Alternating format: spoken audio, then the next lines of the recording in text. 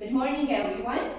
Today we're going to have a very interesting discussion about a topic, and the topic is about ideas and how to get your ideas across. But first of all, I'd like to start our discussion with a saying. And the saying is like that: everything begins with an idea. Everything in life begins with an idea. Do you agree? Do you agree that's like that? Yeah, Maria. Anyone who can elaborate on the question?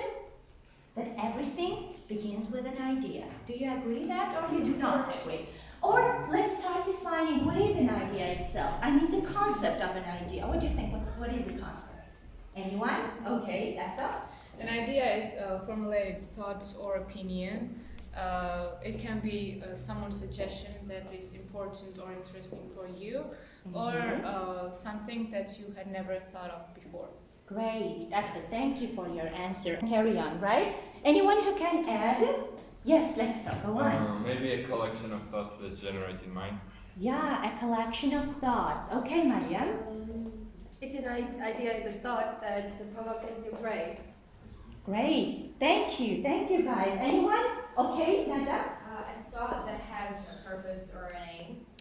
Great, a purpose or an aim, kind of a dream that you would like to pursue, right? Yes. Kind of aim that you would like to reach. Thank you guys. Okay, let's move on to the next question, okay?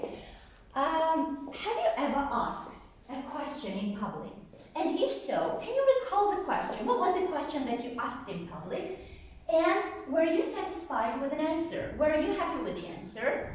Anyone who had such a case? Sally, maybe you, okay. What was the case? Just describe. I usually ask questions about people's personal experiences with maybe academic choices they made.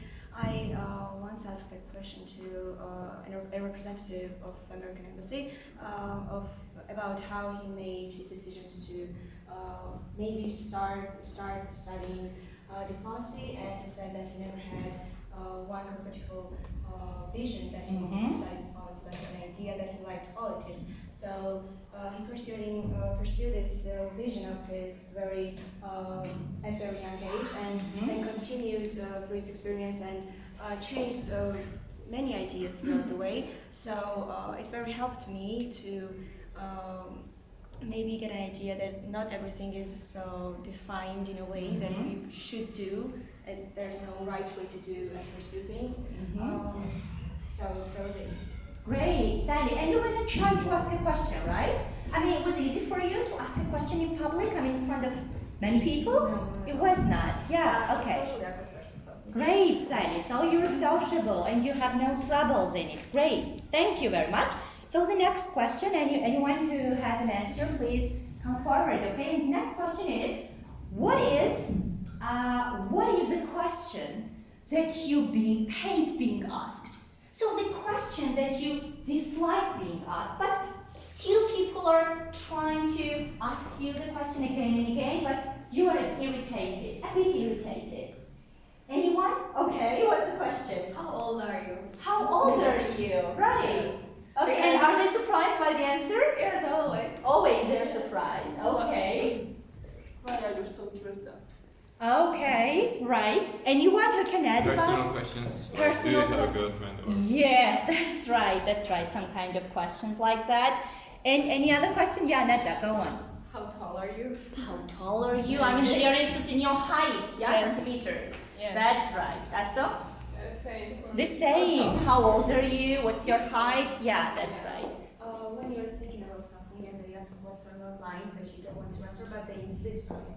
Yes, you ignore the They question, but they are still asking. That's right, and that's irritating. I agree with you. Yeah, that's right. Okay, George. Did you do homework? Did you do your homework? That generally parents' question, right? Yes, and you hate being asked that question. Thank you, guys. I mean, yeah, that's quite logical. Thank you very much.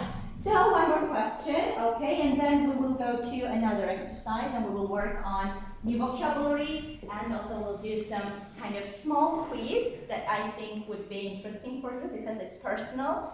And the last question is like that. Think of a person who you generally ask questions to. Who is that person? And what kind of questions do you ask that person? Temo. Who is the person you often ask questions to? My parents, my friends, Yes. my peers. And are you happy with the answers? Yeah, of course, all of them. Yeah, of course. Okay. Anyone? Nick, who do you ask questions to? My parents, my friends. Your friends, your classmates, right? Sometimes. Okay. Anything? Anything else? Okay, Tessa. I usually ask questions to my mom always because she gives me the best advice. The best advice. That yes, helps. yes, that's right. So your mom is your best friend, and that's great. All right, guys, next to you. Thank you for these interesting answers. Now I want you to focus on another exercise. We have a small quiz, and you're going to take the quiz, okay? And you actually are going to read the questions and provide me with your answers, okay? And there's no right or wrong answers. I mean, it depends on you. Choose the answer that's closer to you, okay? That best fits you, okay? So, okay, let's start. Number one, question number one. Anyone who is ready, Khonelidze, be loud and be clear. Go on and choose the answer. Yes, please. Read the question. How do you check your listeners that are understanding you? A. I make eye contact to make sure they haven't switched off. Okay, so you have already chosen your answer, right? Yes, you make eye contact to make sure that they have not switched off. Thank you. Anyone? Is there the same answer or you have another option here? What do you think? Sefne, what did you say? Just eye contact. You make eye contact to check your I listeners. sometimes even ask questions to check that they're still with me. Great, Yeah. yes. You Because see they it from- sometimes zoom out and like Great. their minds go blank. Yeah, just check. Why not? That's good. So if you think C, then choose C. That there's no problem in it, okay? Because it's up to you with whatever question you want, just circle. Okay, what about question 2, my dears? Sefne wants to start. Okay, you go on. What Just do let me you have a do to convey your ideas to listeners? Yes, what do you do to convey your ideas to listeners? I speak clearly and consciously with examples to back up my ideas. I avoid jargon and explain difficult words. And I use analogies to explain complex ideas. Analogies to explain complex things. Okay, and what's the right It's answer? A and C use analogies and speak clearly. Okay, why not? You speak clearly and concisely. Guys, do you know the synonym of concisely? What do you think the word means? Concisely. Anyone who knows? In a short way. Yes, in a short way. I mean shortly, clearly, right? Okay, concisely. Thank you, Sefne. Anyone who has a different opinion here? Or you? No. Yeah, all of you chose A, right? Okay then, question number 3. Okay, Tessa, go on please. How good are your communication skills? I use gestures and facial expressions to help put my points across. I vary my intonation to engage my listeners' attention. I try to be open-minded and listen to others' points of view. I think Yes. A. Yes, so you use gestures and facial expressions and your body language, right? Mariam, what would you choose here? Because I know that you like when you have this body. I mean, you also use your body language while you are speaking in public and in class as well. Well, you also, I use gestures and facial expressions, but mostly I try to be open-minded because having a same thought or idea is more important than facial expression. So what's your answer here? C. It's I try to C. be You open-minded. use analogies to explain. Analogies like